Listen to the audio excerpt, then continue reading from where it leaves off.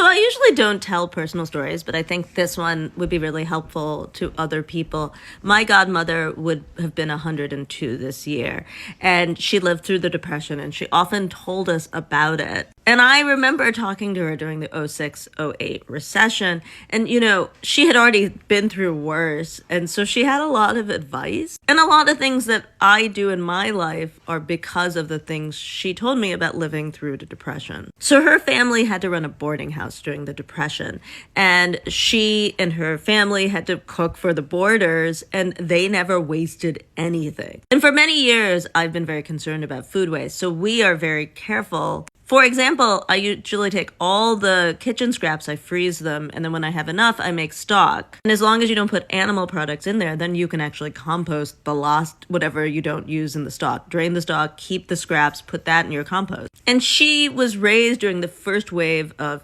American consumerism, right? So if you think about the 1920s, before the Depression, that was the beginning of Sunday drives and everyone should have a car. But seeing the switch in her youth from that to nothing really made her very careful about consumerism.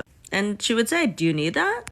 And I think that that's a very healthy attitude. But she was also not somebody who was so frugal to the point where she was doing penance. Because people who give up things often then binge later. So she was more about moderation. But the biggest thing she taught me was to find joy even when it's hard. She never took piano classes, but she played beautifully by ear. And she played all the time in the boarding house. She drew all the time. She crocheted, she did embroidery. And then she didn't go out and buy kits. She used what she had and enjoyed it. She joined clubs. She was active at the library. She did a lot of things that were free, but that made her feel like she was doing something, that she was participating in the world. And when there is so much awful, doing those things kept her going. And I have to admit, I've been thinking a lot about her and thinking about how that is really incredibly important, that you can't just stop and doom scroll,